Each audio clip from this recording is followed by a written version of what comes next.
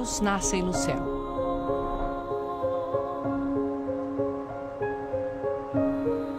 O Yangtze toca o chão em flocos de neve no alto do Himalaia, a maior cadeia de montanhas do planeta.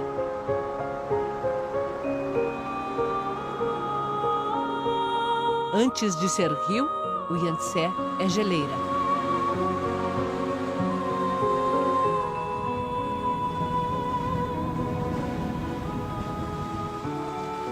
Na primavera se derrete em milhares de pequenos córregos que descem as montanhas.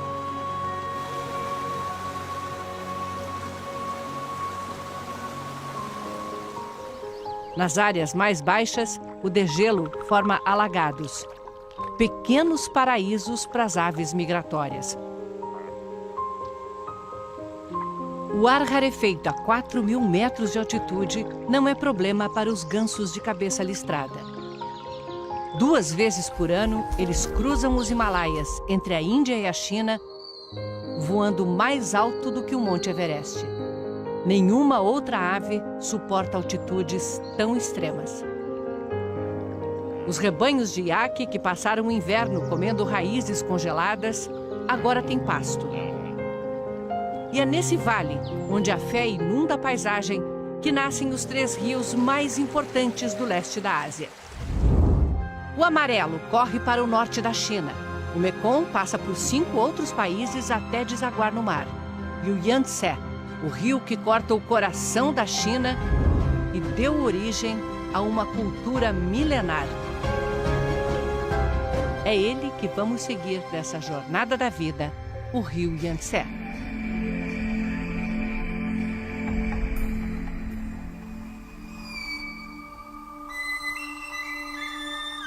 Estamos em Yushu, província de Qinghai, parte do antigo Tibete. No alto das montanhas, bandeirinhas de oração. Em cada uma está escrito um mantra. As palavras de Buda para serem levadas pelo vento. Nas paredes de pedra, os mantras são como guardiões desses vales de clima caprichoso, onde o tempo muda muito rápido.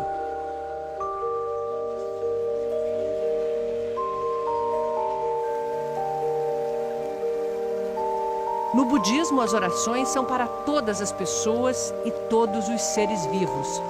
Estão nos locais de passagem para que o viajante receba as bênçãos e leve-as consigo. Nas margens, as pessoas posicionam pedras esculpidas com o mantra do Buda da Compaixão, os manis. Eles acreditam que quando a água subir no verão, os manis vão abençoar o rio e todas as criaturas que vivem dele.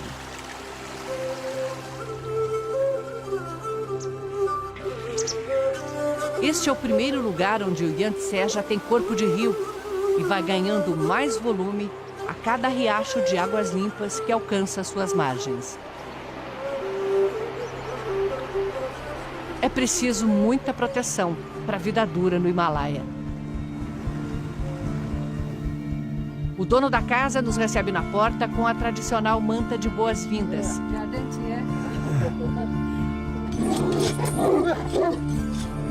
O casal nos convida para o almoço, na casa que tem um colorido aconchegante.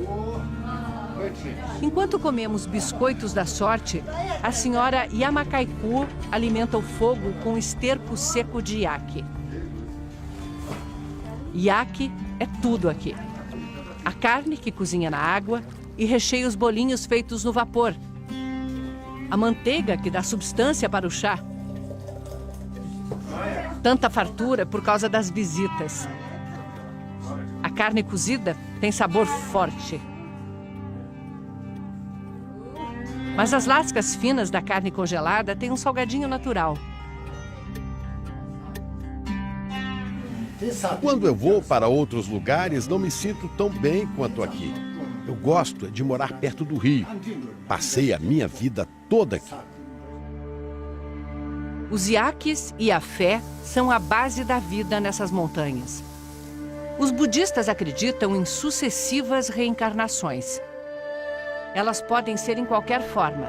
Outra pessoa ou mesmo um animal ou inseto.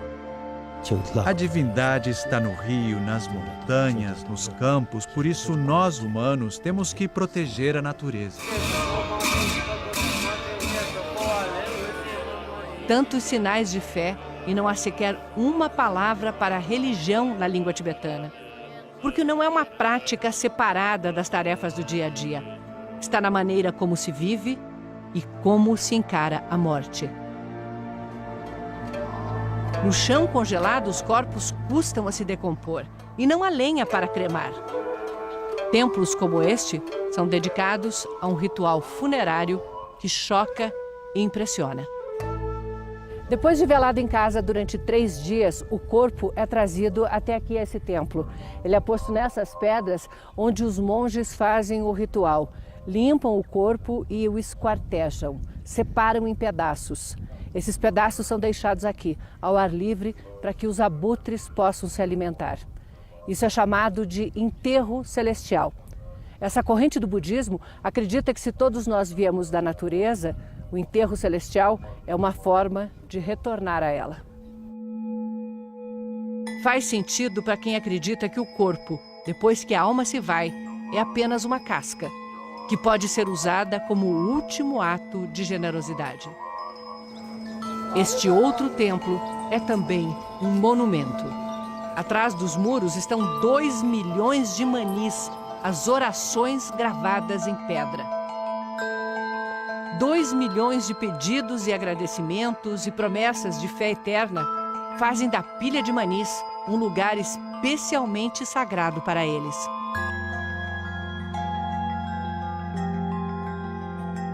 Os fiéis peregrinam ao redor do prédio, sempre em sentido horário.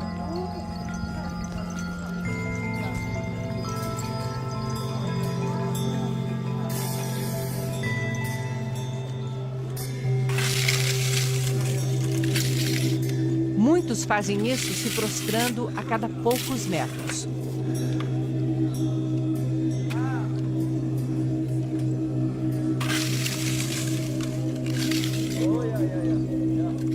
Multiplicam as preces, girando mantras que levam nas mãos.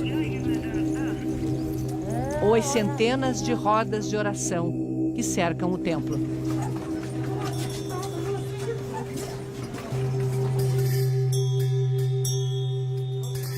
É que para eles a vida é como o universo, como o movimento de rotação da Terra, como o tempo que passa e não volta mais. Não volta, mas carrega com ele o passado. É também como o rio, corre sempre na mesma direção e avança do passado para o futuro. Seguimos o Yangtze pelas montanhas até a província de Yunnan. Cidade antiga de Lijiang. Há 1000 anos era a principal parada no acesso sul da Rota da Seda. Os sinais da riqueza do período ainda são evidentes. Nos telhados tradicionais das casas de pátio interno, nas ruas onde os carros nunca conseguiram entrar. Cedinho, as mulheres da etnia Naxi preparam comida na rua. Bolinhos de batata e de tofu, o queijo de soja. E um molho de pimenta muito forte para esquentar amanhã. Por toda a cidade, água limpa do rio corre em canais milenares. E alimenta os poços da cidade antiga. São sempre 3. Os formatos variam, mas a lógica não. O primeiro poço recebe água limpa que todos podem pegar para beber.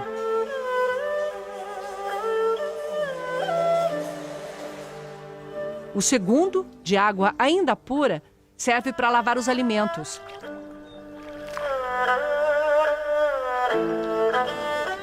E só no terceiro pode-se lavar louça, roupa, utensílios.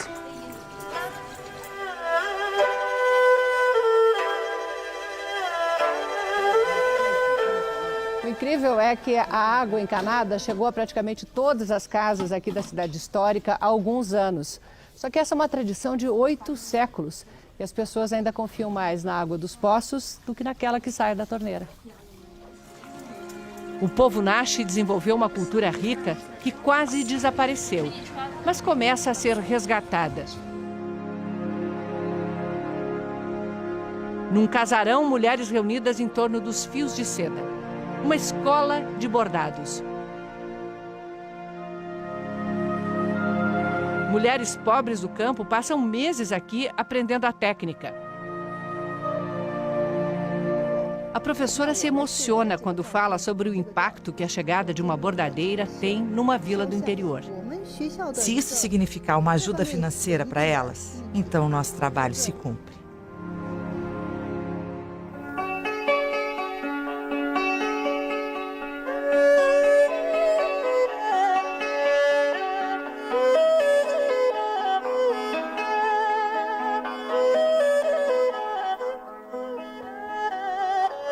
Quanto mais fino o fio, mais delicado o bordado. Uma linha como esta, ela é formada por duas partes. Eu consigo separar. Assim. Aqui temos duas. E é com essa linha, muito mais fina que um fio de cabelo, que Pin Pen cria pele, rostos, brilho nos olhos. Os bordados que já cobriram mantos de imperadores são objeto de desejo dos novos milionários da China. Muitos quadros chegam a custar mais de R$1 milhão.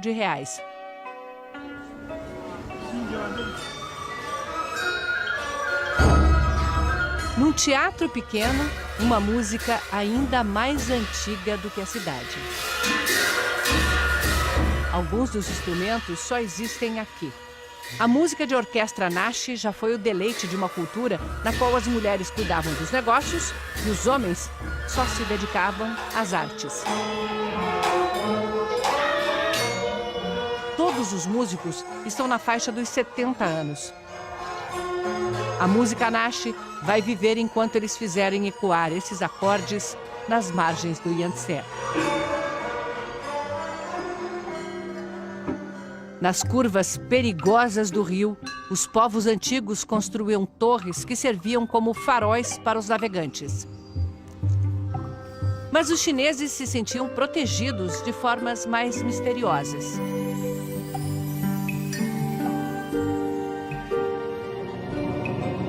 O Buda gigante de Leshan. Desde o século VIII, guarda viajantes na saída do principal afluente do Yangtze. A neblina constante na região ainda dá um ar mágico à imagem que nos chama à humildade. Só o pé tem 8 metros de altura. Esculpida em arenito rosa, chega aos 71 metros, quase o dobro do tamanho do Cristo Redentor. E resiste ao tempo por causa de um sofisticado sistema de drenagem, calhas por entre os cachinhos de cabelo, projeto do monge que idealizou a escultura. Até hoje, quem passa aqui presta homenagens a ele. Diz a lenda que o governante local ameaçou cegá-lo se ele não pagasse propina da obra.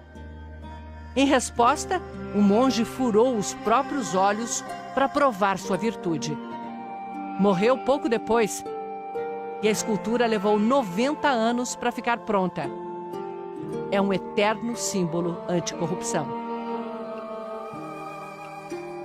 1.200 anos depois, as águas revoltas que o Buda deveria domar estão calmas, mas graças a outras construções gigantescas.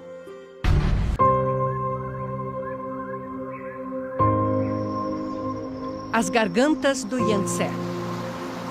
Uma escultura de 40 milhões de anos, feita pela água que corta as montanhas calcárias. 200 quilômetros de uma paisagem dramática do que os chineses chamam simplesmente de o Rio Grande. E o resto do mundo conhece com outro nome: a Jornada da Vida, Rio Yangtze.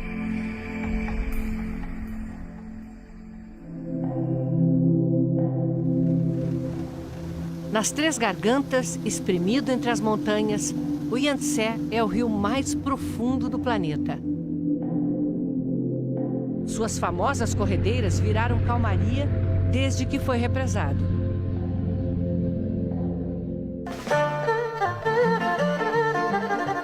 Chongqing, a primeira de uma série de megacidades banhadas pelo Yangtze.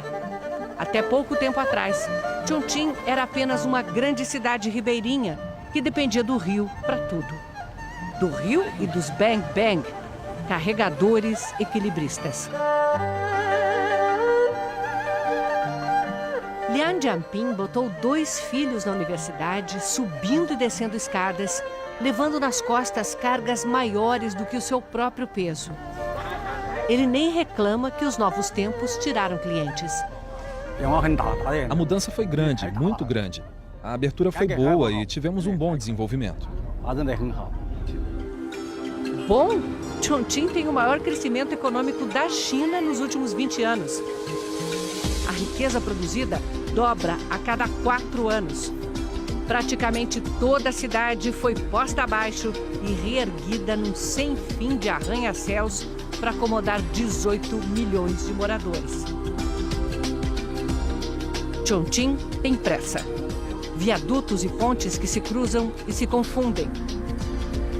300 quilômetros de metrô, 100 deles em monotrilho suspenso.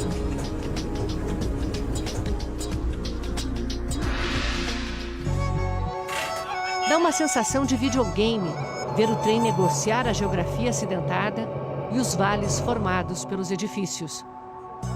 E quando não dá para desviar do prédio, a solução é passar por dentro dele. O 8º andar agora é uma estação do metrô. Em cima, mais 14 andares. Vamos lá, não é conveniente pegar o elevador e já estar na estação? E não faz barulho, tem pneus de borracha.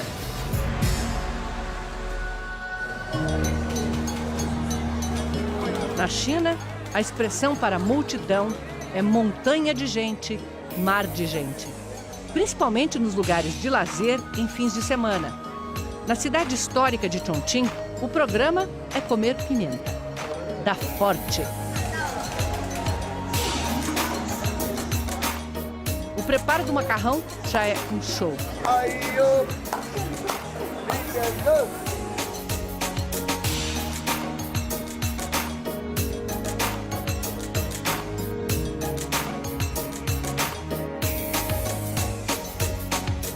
O molho é feito com 2 pimentas. Uma arde, outra adormece a boca.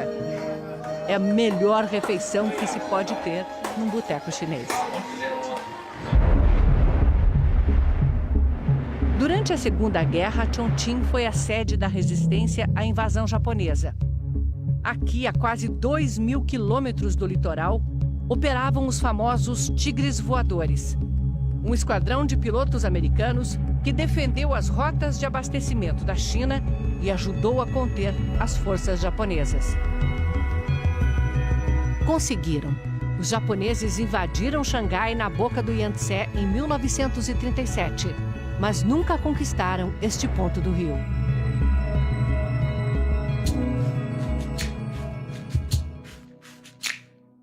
Ali perto, numa vila milenar, o isolamento ainda é sentido. Na rotina lenta dos moradores que preparam a antiga receita de amendoim com anis. Nas ruazinhas onde os séculos passaram, sem trazer impacto. Pois essa cidadezinha, durante a Segunda Guerra Mundial, foi um grande centro da cultura chinesa. Universidades inteiras se mudaram para cá, com alunos e professores, e continuaram as aulas normalmente. Até os tesouros da Cidade Proibida ficaram escondidos aqui, no coração da China, bem longe do litoral, que estava sendo bombardeado pelos japoneses. Domingo no parque. Chineses adoram atividades ao ar livre.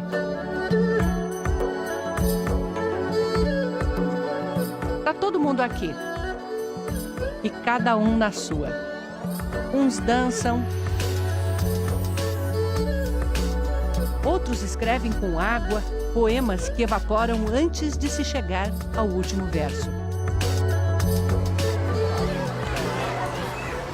tanta gente que um alarme avisa quando o nível de decibéis passa do suportável. Na casa de chá, o que acompanha uma xícara quentinha é limpar o ouvido. Assim, na frente de todo mundo. Eu tô com a sensação de que eu não devia estar fazendo isso.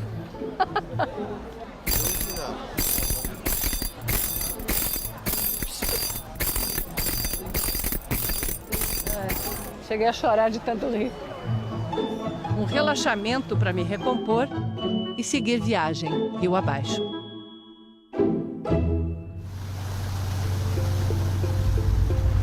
vai e vem de cargueiros não para nem na maior hidrelétrica do mundo.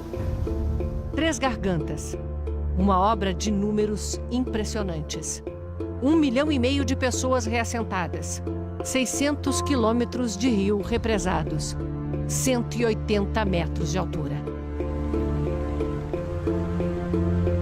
E o que acontece quando um navio desse tamanho, pesando 3.000 toneladas, 87 metros de comprimento, 15 de largura, levando 1.000 passageiros, chega a esse paredão de concreto? Pega o elevador. O piloto reduz a velocidade numa aproximação cuidadosa. A impressão é de que o barco não cabe nesse espaço.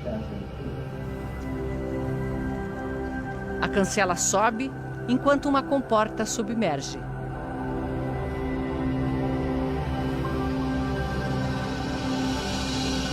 O barco avança 115 metros para dentro da estrutura. Aí é que nos damos conta. O rio está lá embaixo, a 113 metros, altura de um prédio de 35 andares. O navio, e nós dentro dele, estamos numa espécie de bacia de água, que vai começar a descer. Desenhado por engenheiros alemães, o elevador usa contrapesos regulados com água para subir e descer. A descida é extremamente suave. Nos fundos, já vemos a comporta que segura a água lá em cima. Na frente, só a paisagem.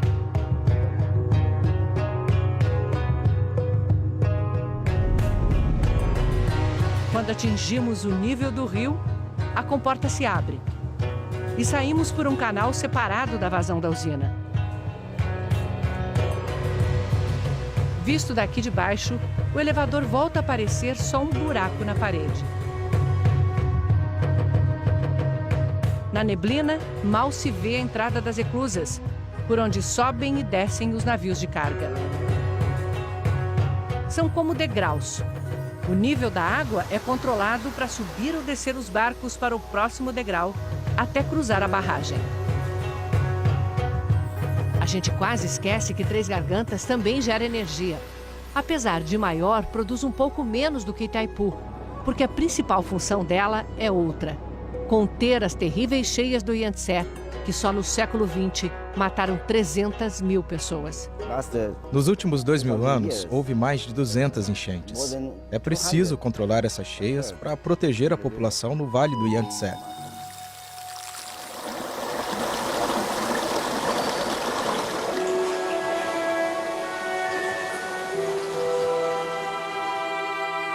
Entre tantas montanhas, uma ajudou a formar a alma do povo chinês. Wudanshan. Há 2.000 anos, um novo tipo de religião começou a tomar forma aqui: o taoísmo. O dia amanhece com as orações ritmadas. No altar não há deuses, mas figuras que representam personagens que tiveram vidas exemplares.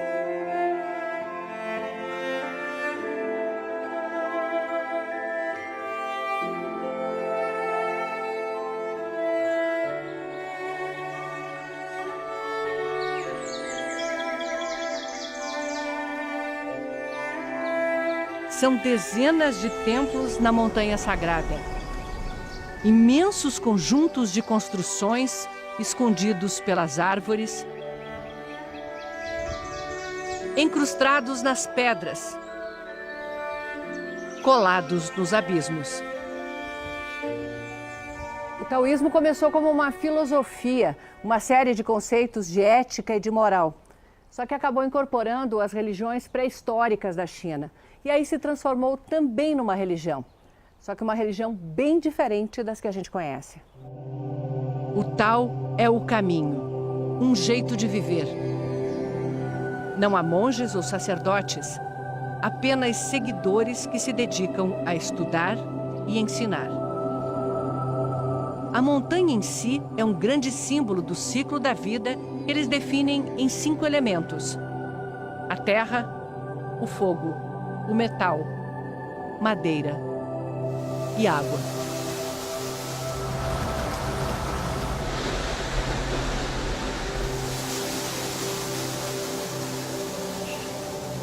Bandos de macacos rezos, naturais da montanha, circulam pelos templos. Numa caverna, o ermitão passa os dias com seus livros e conselhos para quem quer viver bem e muito. Fale doce, mas fale claro. Fale coisas boas diretamente às pessoas. A vida é movimento. Não fique parado. Essa filosofia que faz de Wudang a casa da corrente taoísta do Kung Fu. Desde a base até o alto, há dezenas de escolas. Internatos onde os discípulos treinam 10 horas por dia. E os mestres, todos os dias, redefinem a perfeição. O Kung Fu de Wudang tem um estilo próprio. Inspirado nos movimentos de animais, até as armas são maleáveis.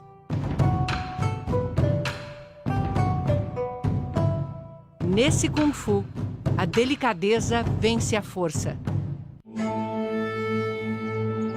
E faz nascer outra arte marcial, o Tai Chi Chuan. Os chineses chamam de poesia em movimento, que um monge taoísta desenvolveu aqui buscando saúde e longevidade. É a luta das sombras. Os movimentos representam o Yin e o Yang, um conceito taoísta de que há dualidade em tudo. O quente e o frio, o cheio e o vazio, o lento e o rápido. O oposto te define.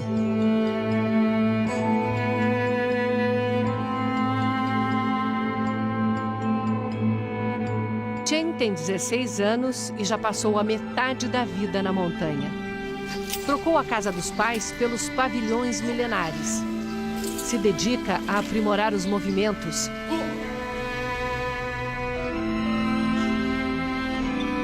Mas sabe que a resposta pode estar no imenso desafio da quietude.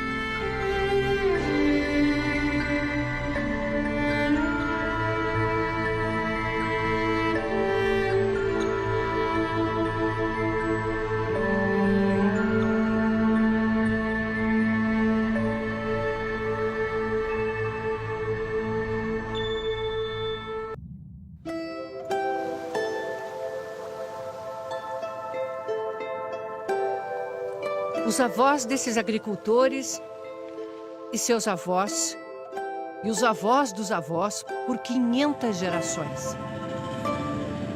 Há 12 mil anos, eles cultivam essa terra e irrigam com a água do Yangtze uma planta que fez a nação. A China começou a se tornar uma civilização quando os povos que viviam aqui, no médio vale do Yangtze, descobriram como cultivar essa gramínea. Até hoje, o grão produzido por ela é um dos principais alimentos consumidos no planeta, o arroz. Estamos na província de Hubei, centro da China. Um novo sítio arqueológico acaba de ser encontrado. Os restos de uma fábrica de cerâmica de mais de 4 mil anos. Camponeses treinados fazem o trabalho de recuperação das peças. milhares e milhares delas. Para que eles fabricavam tantos copos? Para fornecer aos moradores de uma grande cidade de mais de 100 mil habitantes que existia nas margens do Yangtze. Os prédios feitos em barro cru, como este galpão, já desapareceram. Aqui era um centro de produção e comércio de arroz. Cada vez que encontramos um artefato novo, cada vez que realizamos uma nova descoberta, a sensação é de que avançamos mais um passo na nossa história. O professor Li é arqueólogo da equipe que junta as peças para desvendar a história do arroz. A maioria foi para a Universidade de Pequim, mas ainda há aqui rocas de fiar, figurinhas de animais, vasos e potes. Dentro de um deles estavam os fósseis de grãos de arroz mais antigos do mundo. Desde aquela época, em torno de 12 a 15 mil anos atrás, pode-se dizer que a renda fixa vinha principalmente do rio. É quando foram feitos os primeiros canais de irrigação. O cultivo do arroz já era feito em canteiros alagados. Quando surgiu a escrita, a palavra meio, centro, foi representada como um campo de arroz cortado por uma linha. É essa palavra que forma o nome da China, o Império do Meio.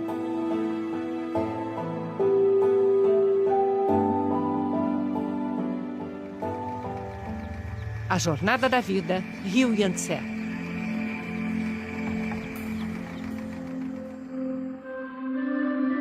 Sem arroz, a China não seria a China. E por isso, ele sempre esteve no centro da história. Depois da Segunda Guerra, o país mergulhou numa guerra civil. Os comunistas, liderados por Mao Tse-tung, venceram em 49.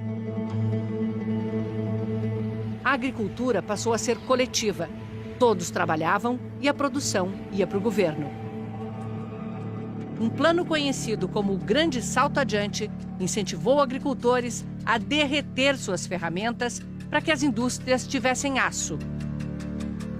A consequência no campo foi devastadora.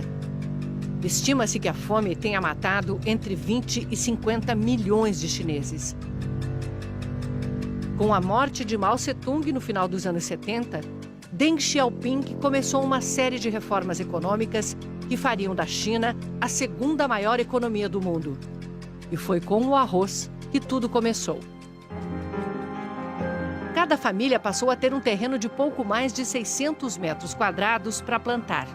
Entregava uma cota ao governo e ficava com o resto. Estava instituído o lucro na China comunista. Em 40 anos, a produção de arroz cresceu 4,5 vezes. Não faltou mais comida. Não é possível comer arroz em todas as refeições, mas temos que comer pelo menos uma vez por dia. As famílias Xiao e Tan assumiram os lotes dos vizinhos que migraram para as cidades.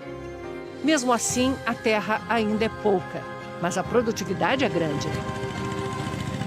As máquinas desenhadas para eles. Na micropropriedade, microtrator. Nossa semente agora é de boa qualidade e rende bem mais do que antes. Uma mesa posta na China é a amostra da fartura ofertada pelo Yangtze. Chegamos ao Baixo Vale. Aqui o rio alimenta uma infinidade de lagos e canais.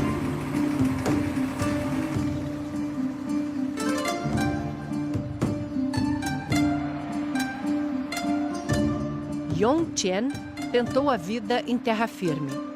Foi motorista de caminhão, mas voltou quando um grande plano do governo garantiu que todo pescador teria peixe em abundância, criando o próprio pescado. Ele tem um cercado no meio do lago e não está sozinho. São centenas de cercadinhos e é só uma fração da aquicultura do país. De cada 10 quilos de pescado de cativeiro no mundo, 7 saem da China. Mas isso pode mudar. Porque o excesso de matéria orgânica está matando os lagos. Já é a terceira vez que o governo manda diminuir a produção. E está funcionando. A água está mais limpa. Água limpa não é uma questão de amor à natureza aqui.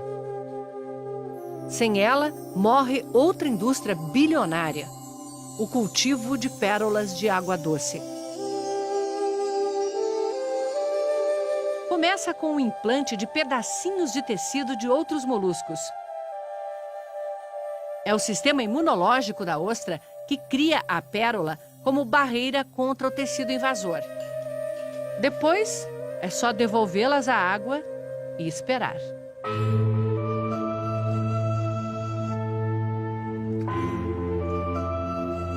Acompanhamos o produtor Xin Yuan Ji num dia de colheita.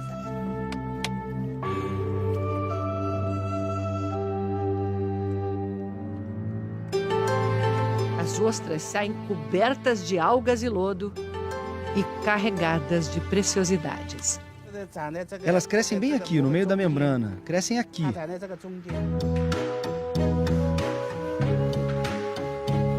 Olha o tanto de pérolas que está saindo daqui. E tem mais do outro lado.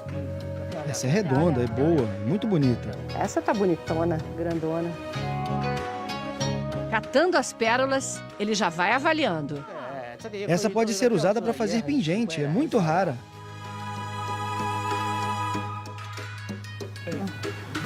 Achei mais uma. E o senhor Di conta, orgulhoso. 28 pérolas dentro de uma ostra só. Uma ostra cultivada durante 5 anos, 5 a 6 anos, tem praticamente um colar inteiro. Agora pense nisso em grande escala. Pérolas contadas não por colares, mas por toneladas, separadas por tamanho, brilho, cor. Transformadas em joias, vendidas em shoppings especializados. Exportadas rendem $1 bilhão por ano ao país.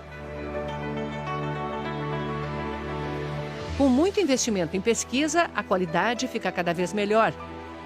São pérolas para as massas, um luxo que a classe média pode pagar.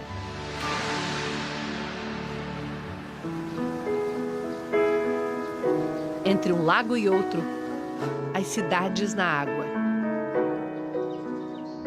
Pequenos oásis de tranquilidade no turbilhão do desenvolvimento chinês, onde a presença de estranhos ainda perturba.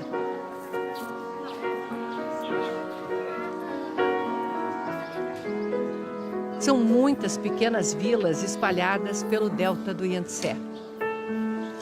Lugares para se percorrer com calma.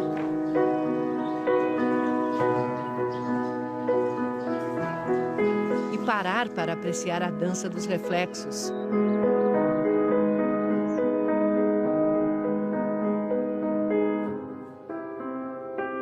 Pontes e casas que carregam 12 séculos de história.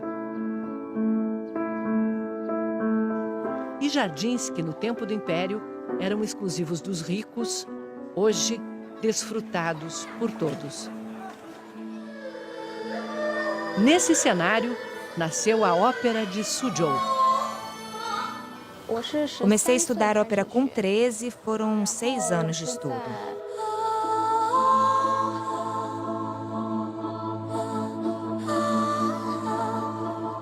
O que faz uma jovem do século XXI passar a vida se transformando numa princesa da China medieval? Como posso explicar? A ópera é uma beleza. O figurino, os adornos de cabeça, a maquiagem, é tudo muito lindo.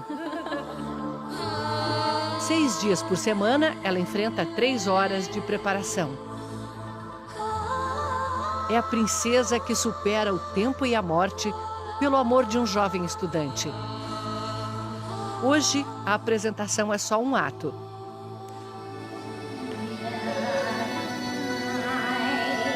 Ela passeia pelo jardim com sua ama, relembrando o amado.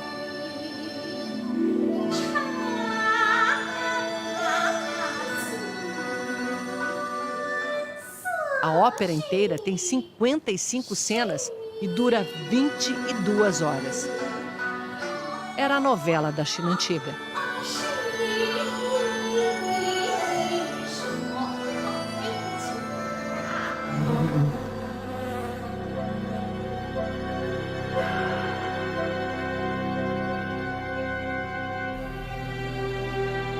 Numa ilha, um lago de flores para chegar ao ponto em que o Yangtze encontra o Grande Canal da China. Uma obra tão impressionante quanto a famosa muralha no norte do país. Começou a ser construído no ano 400 a.C. e foi sendo ampliado por mais de 1000 anos. O canal começa em Hangzhou, ao sul, liga o Yangtze ao Rio Amarelo e segue até Pequim. O Grande Canal aparece nos relatos de Marco Polo, que teria sido o primeiro europeu com permissão para viajar pelo interior da China. Isso no século XIV. Naquela época, já havia no Grande Canal 11.000 barcas a serviço do imperador, transportando o arroz plantado às beiras do Yangtze para as tropas que defendiam a fronteira norte, a 1.700 quilômetros de distância. O canal garantia o transporte sem os perigos do mar aberto. Os milênios se passam e ele continua sendo usado intensamente. Uma prova da vocação chinesa para grandes obras.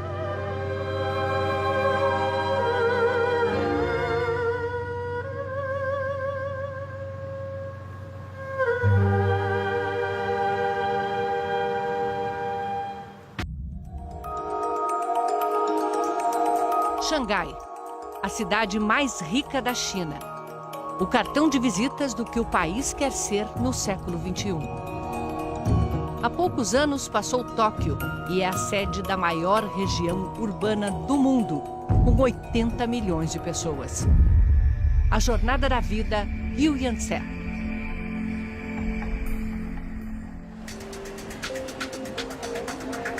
A estação do Gaotie, trem-bala em Suzhou, está movimentada. Na hora do rush, sai um trem para Xangai a cada minuto. É para lá que vamos.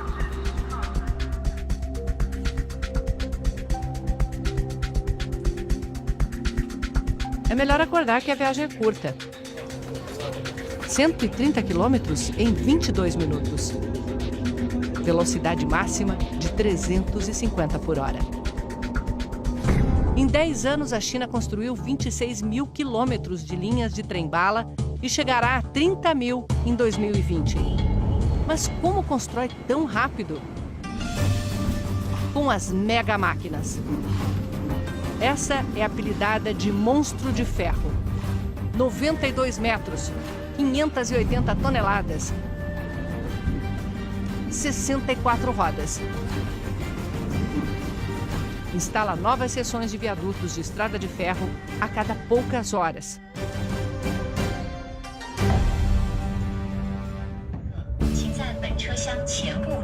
No trajeto, uma cidade colada à outra, formando a megalópole. Neste trecho há tanto movimento que são 2 linhas paralelas de trem-bala.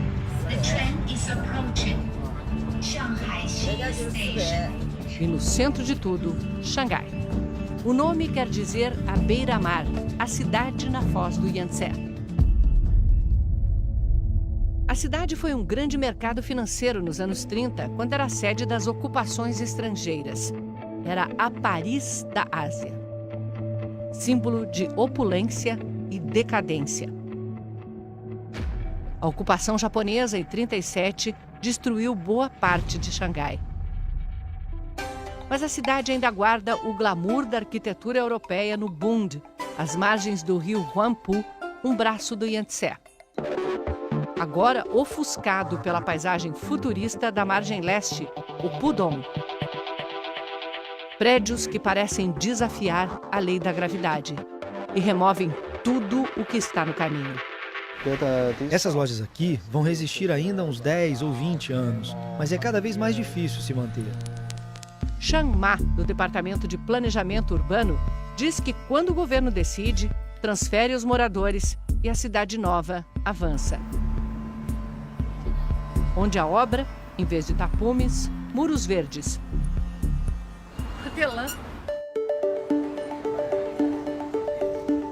O comércio é vibrante.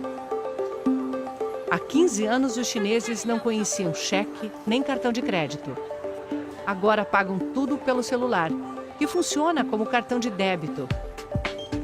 Seja no quiosque da esquina ou nas grandes lojas de departamentos. O comércio online na China é o maior do mundo em mercadorias movimentadas, mas quer pegar também aquele cliente que gosta de ver e provar. Não tem nada mais chinês do que isso, é super tradicional. É o conceito chinês de comida fresca. A gente encontra esses tanques com peixes e frutos do mar vivos em praticamente todo lugar, seja nos restaurantes, nos mercados, nos supermercados. Só que isso é a única coisa convencional que a gente encontra nesse supermercado do futuro. Nos tanques, espécies nativas do Yangtze, agora criadas em cativeiro. O esturjão e as tartarugas de casco mole, quase extintos na natureza.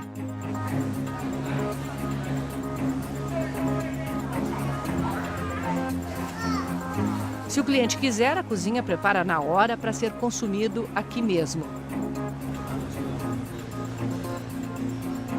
As informações da mercadoria podem ser escaneadas pelo celular.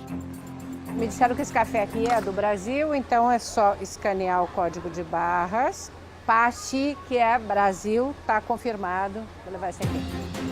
Você escolhe, põe na cesta e viaja pela loja. E as compras seguem direto para a entrega em sua casa, em menos de 1 hora. Nesta loja piloto, uma experiência de compra completamente diferente. Na entrada, você apresenta o celular e passa pela câmera de reconhecimento facial. Não tem nenhum funcionário. Somos observados por muitas câmeras, mas elas não estão preocupadas com furto. Tem software de inteligência artificial que estuda o comportamento do cliente. Um sorriso dá um desconto, um truque para aumentar o estoque de imagens e aprimorar o reconhecimento. Agora vem a parte mais fácil da compra. É só sair da loja. Porque quando a gente passa por esses sensores aqui, eles identificam os produtos que a gente está carregando. Aí a gente olha para a câmera, ela vê quem fez a compra e o valor total já é descontado direto da sua conta bancária. Reconhecimento facial está em toda parte na China. São 200 milhões de câmeras em todo o país. Impossível embarcar num trem ou avião sem ser observado, ou andar na rua. Nos lugares sensíveis, elas se multiplicam. Checam também as placas de carro, comportamento dos veículos, confrontando o conceito de que, ao enriquecer, a China ficaria mais democrática e aberta. A verdade é que o desenvolvimento econômico e as novas tecnologias estão ajudando o Partido Comunista a se perpetuar no poder. A China hoje está se tornando um grande estado de vigilância. Um Big Brother com 1 bilhão e 400 milhões de participantes. E um governo que vê tudo e sabe tudo é um governo que controla tudo. Sem leis de proteção à privacidade, o governo dá às empresas acesso ao banco de dados com informações de toda a população. Big Data é o segredo da liderança chinesa nessa área. E ficou evidente há poucos meses quando um homem procurado pela polícia foi reconhecido num show em meio a 60 mil pessoas. A imagem dele foi checada em um banco de dados em menos de 0,0001 segundo. Por isso, ele foi encontrado tão facilmente. James Wong coordena uma equipe de 6 mil engenheiros que pesquisam inovações na maior empresa de câmeras de vigilância da China. Eles fazem uma demonstração do produto. Todo mundo que está ficando verdinho é porque foi reconhecido pelo sistema, porque eles estão no banco de dados, mas eu não estou, então eu continuo com esse quadrado vermelho no rosto. Mesmo assim, a câmera está identificando algumas coisas a meu respeito. Vamos ver o que é. Sabe que sou mulher e, depois de alguns minutos, acerta também a minha idade e altura. A A China abraça inovações tecnológicas e soluções baratas. Hoje a cidade tem 1,5 milhão de bicicletas de aplicativo.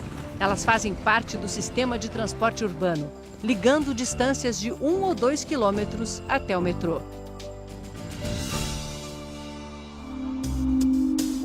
O metrô sempre está perto. Essa é a estação mais movimentada. Aqui passam 6 das 18 linhas que cortam a cidade. Está cheio. Na cidade de superlativos, o metrô também é o maior do mundo. 710 quilômetros, quase 8 vezes mais do que o de São Paulo. E chegará a 1.000 quilômetros até 2030. Levamos de 5 a 6 anos para uma nova linha, do projeto até a inauguração. Isso é muito rápido. Velocidade chinesa. A velocidade do país que mais tirou gente da pobreza em menor tempo na história. 850 milhões em 40 anos. E fez isso exportando. A ponte de 32 quilômetros liga a cidade à ilha onde está o porto de Xangai.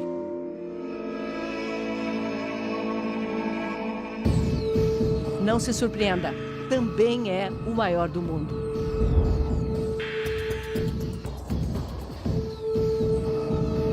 Mesmo do alto, é impossível ver tudo. As montanhas de contêineres formando mosaicos coloridos, prédios de mercadorias produzidas em todo o Vale do Yangtze, que vão ser distribuídas aos 4 cantos do planeta. No ano passado, este porto movimentou o equivalente a quase 11 vezes a capacidade de carga do Porto de Santos, que é o maior do Brasil. Mas o que faz diferença aqui não é só o tamanho do porto. Ele usa alta tecnologia para ser também um dos mais eficientes do mundo. Da sala de controle, operadores garantem que tudo aconteça no tempo mais curto. Da chegada dos caminhões ao uso dos guindastes, alguns deles já robotizados. Nesse ritmo, a economia da China alcança a americana até 2030. Mas sabe que para isso precisa de tecnologia própria. Tecnologia é o caminho para ir, porque é a maldição dos países subdesenvolvidos exportar produtos baratos e importar produtos caros. Essa mudança é a mudança que a China está investindo em começar a produzir produtos de melhor qualidade, produtos que sejam mais competitivos ou até melhores do que os produtos que estão sendo feitos fora. O baiano André Rosendo trocou a prestigiada Universidade de Cambridge, na Inglaterra, pela oportunidade de ter seu próprio laboratório de robótica aqui na Xangai Tech. Um campus novinho em folha, voltado à inovação. Só tem alunos de pós-graduação. A China forma mais de 8 milhões de universitários por ano. E pensar que as universidades ficaram fechadas por uma década na Revolução Cultural, quando professores foram humilhados, torturados e mortos, porque o conhecimento era visto como um desvio da burguesia. Hoje, a China recruta professores no mundo inteiro, atraídos pela abundância de recursos. É muito dinheiro para pesquisa. É muito dinheiro. Aqui, nós podemos comprar uma máquina dessa sem realmente pensar 2 vezes. Na Xangai Tech, André desenvolve robôs diferentes. Ele tem boas articulações, né? São robôs que fazem a própria manutenção. Robôs que criam robôs. Se o robô aprende a se curar do próprio dano que ele teve, ele pode adaptar para continuar produzindo sem ter que parar a fábrica. Cada minuto parado são dezenas de milhões em prejuízo. Robótica de alto nível. Robótica para iniciantes na sala de aula do ensino fundamental. A revolução econômica da China tem seu maior trunfo na educação. São 9 anos de ensino obrigatório. Wen Lilu deixa a filha Yin na escola no subúrbio de Xangai. Como todas na China, funciona em período integral. Yin é filha única. A escola é pública, mas a família investe 30% da renda em cursos paralelos.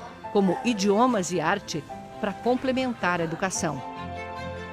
Desde o século III, só entra em cargo público quem passa em exames.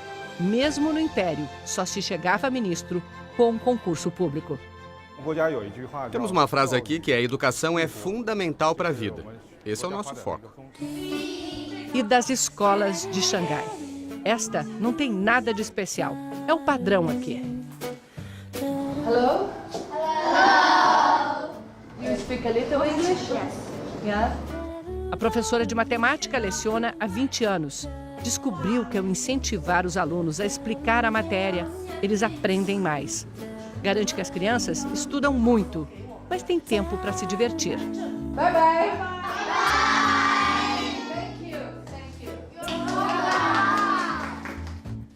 A diretora explica que a escola tem autonomia, mas precisa apresentar resultados. Temos uma avaliação mensal e semestral dos professores. O professor recebe pelo desempenho dele em sala de aula e pelo desempenho dos alunos. Aqui um estudante vai mais longe em menos tempo. Se Xangai fosse um país, teria a melhor educação do mundo. No fim do ensino fundamental, o desempenho em matemática, ciências e literatura de um xangainês é como se ele tivesse 4 anos e meio a mais de estudo do que um brasileiro da mesma idade. E é essa geração que vai carregar a China do século XXI.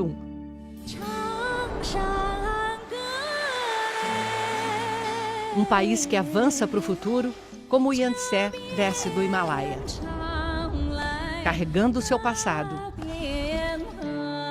crescendo e abrindo novos caminhos.